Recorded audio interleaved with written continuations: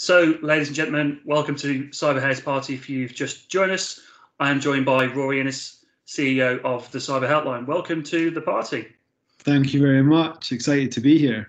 Excellent. So, Rory, you were watching us closely on the last event, and this time we've opted to get you involved because we think you've got a really, really good message and a good cause to get some exposure for.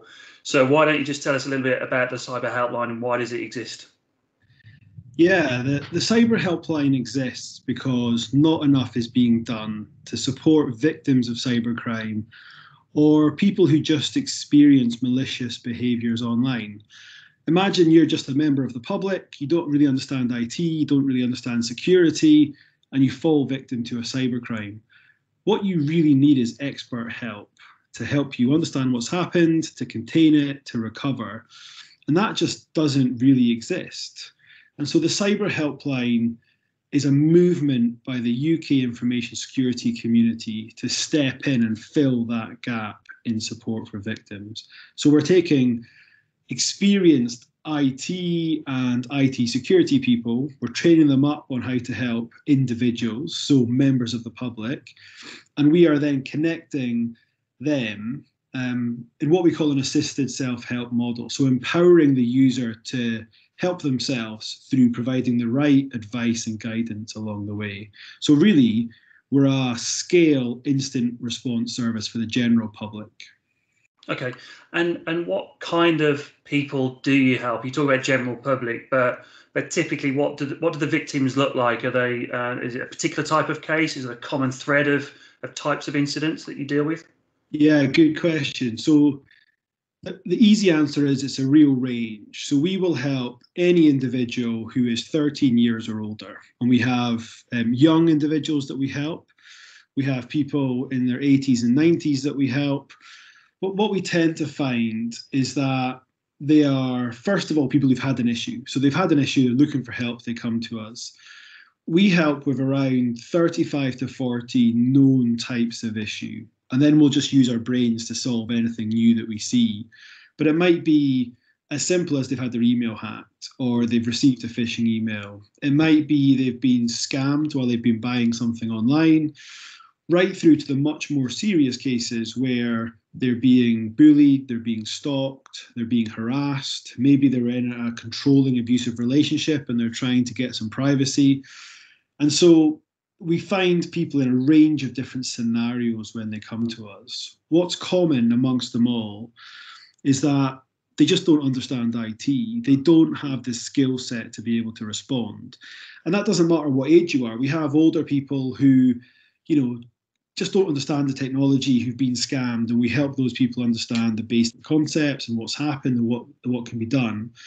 But even a young person who is good at using technology doesn't mean they're an expert in how it works and where the evidence might sit and what the best way to deal with a stalker is. So really demystifying IT and cyber and giving them a roadmap for how they can contain and recover, essentially. So in a short answer, it's just the general public in the UK. Yeah. Okay. And in terms of the advice and guidance that you give to them, what percentage is kind of self-help and guidance that they could already access for one of their service providers versus actual technical expertise from one of the volunteers? Yeah, so again, really good question, because when we started looking at this, the concern we had is we'd be a bunch of cybersecurity people looking at the cybersecurity aspect. But actually, a lot of these problems are human problems. They're bullying, they're stalking, their relationships gone wrong. And so to solve the problem takes a number of different skills. And so we built a chatbot, which we released in November 2018, which is really unique because it can diagnose a cybercrime. So you can just, in plain English, describe what's happened. We have a 77% diagnosis accuracy rate where we can say, okay, we think it's this, and the user will confirm, and then one of our volunteers will confirm. But that allows the user to be anonymous. It allows them to use the chatbot 24/7, and that will send them off to immediate help. So here's a guide for your exact issue, and here's what you should do as your first steps. But what we also do is allow people to opt to tell us who they are and come and speak to one of our volunteers. And so in that way, they can talk it through with an expert, get extra help in understanding the steps. So it's absolutely a self-help model, but we allow people to decide how much they want to engage with us. And also what you've got to remember is that if something goes wrong, let's say on Facebook, getting in touch with Facebook is going to be really difficult. And often that's one part of the issue. If you think about being hacked on Facebook and your credentials are gone there, the chance is the problem is much wider. So actually it's useful to take a step back, have someone independent to say, actually, we need to think about these other things too, not just what's happened on this platform. Okay.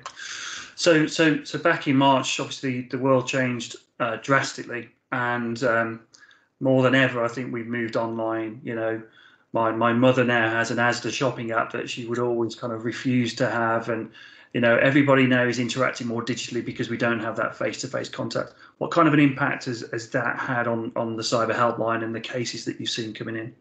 What we've seen, is a massive spike in demand. So pre-lockdown, we were probably averaging about 100, 120 cases a month. During lockdown, that shot up to 400 cases per month. So a massive, massive increase just in demand for our service. And if you dive down into the detail there, what you see is lots of activity like stalking and bullying and harassment, which may have been offline beforehand, which has moved online. Lots of scams around COVID, you know, invest in this mask company or pay £20 to get a test kit, all that kind of stuff. Right through to just people jumping on someone's Zoom meeting without permission and people being really confused by what's happening. So what's been really impressive is if you look at cyber criminals and malicious actors as expert marketing people who can spot trends and know how to manipulate them, and it's so quick. And that spike in demand happened almost in the first month of lockdown. So it's had a massive impact, and I think that impact will continue for us, particularly as we look like we're, you know, along the way in a second wave. Yeah. Okay. And so what are the priorities for the cyber helpline now, and how can our audience help? So what we have done today is we have built a model. So we have built an instant response service for the general public, and we've built it so that it can scale to truly meet the demand for victims in the UK. And so what we're really focused on, now we've tested that model and we think got it right, is one, how do we effectively fund the organisation? So we're all volunteers, you know, we take donations, but actually to truly grow to scale, we need some funding. We need to start spending money on areas and maturing what we're doing. So a big focus is on how we fund. And that some of that will be donations, some of that will be corporate sponsorship, some of that will be trust, some of that will be government money. It'll be from a range of different areas. Second big area is brand awareness. And so we need to let more people know about us so that when they fall victim to an issue online, they know they can reach out to us and get help. And previously, we've been a bit shy about that because what happens if 10,000 people come tomorrow, we'd be in trouble. But actually, as we've built the solution out, the service out, the chatbot, we know we can scale and we know we've got a good solution to help people. So we really want to start getting the word out. And then finally, we're scaling and growing very quickly. And what we need to do is make sure that we are maturing as an organisation, we're scaling safely, and we're protecting the victims that we're supporting, but also the volunteers that we have. So if you're at the Cyber House Party right now watching this, what can you do? You know, you could donate. Any donation is useful. It costs us on average of £6 per case. So a donation of £6 will help us help somebody through a cybercrime. If you're part of a company or interested in sponsorship or corporate social responsibility, then get in touch. We'd be more than happy to collaborate with you. But also just like and share and follow and get the word out, you know. And the more people know about us, the more we can grow, the more people we can help, the more we can then drive change in the support people get when they are targeted by cyber criminals or malicious people online. Sure. Okay. So all of those security professionals out there that may manage their own security awareness programs, you know, communicate the visibility of the cyber helpline, because that connection between a person's private security and their security at work has always been something that's key to getting that awareness there. So as you say, brand awareness, you'd be happy for everybody to share the name and the logo and make people aware of it, because we never know when we're going to need it.